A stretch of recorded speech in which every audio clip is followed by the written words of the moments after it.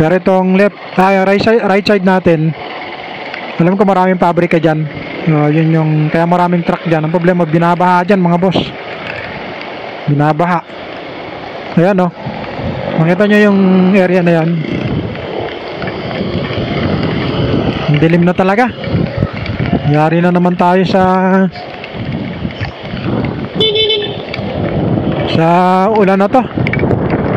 Madilim ang panahon. Habagat na daw, habagat na sa NCR. Habagat na. Kaya ganito yung sinasabi natin mga boss. Habang tumatakbo tayo, no, base nga dun sa nabasa natin at base na rin sa kagaya ng sinabi ko, nakita natin sa mga pinapaliwanag ng ibang vlogger at saka ng taga LTO, nakita natin dun sa manual nila. Hanggat maaari, huwag kang gumamit ng hazard kasi magdudulot ka ng problema sa mga kasunod mo kapag ka ganitong umuulan. Kung may MDL ka, gaya sa atin yan, MDL ka, yun na lang gamitin mo. Kaya lang yung MDL natin, mga boss, bulag na. Hindi ko alam kung local lang yung nabili nating TDD. Papalit ulit tayo ng ES, mas matibay yun. Mag-isponde, magsesenlo na lang ako. Kasi malaking tulong sa akin yung may MDL sa araw-araw kong biyahe. Napakalaking tulong, lalo dito sa lugar ng MacArthur, na maraming nangyayaring aksidente. Nakakatulong tayo kahit papano sa mga kapwa natin.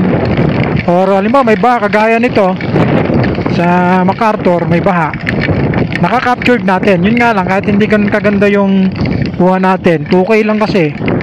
Kahit may 4K resolution yung camera natin, action cam natin, ayaw kong gamitin yung 4K kasi malakas sa memory card ko. So hindi kaya din, ang hirap din i-edit. Kaya 2K ang ginagamit natin, 2K resolution. Okay na sa akin yun, tsaka maganda naman yung quality. Kaso Brave 7, yan yung gamit natin. Yan, itong part na to ginagawa na rin.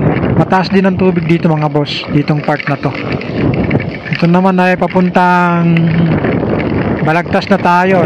Ang unahan to is Pascual. Kaya ito tumataas din yung ilog nila rito. Nako, hindi ko bra yung payong nyo mga madam, mga kuya. Hindi ko bra yan. Magkapote na lang kayo.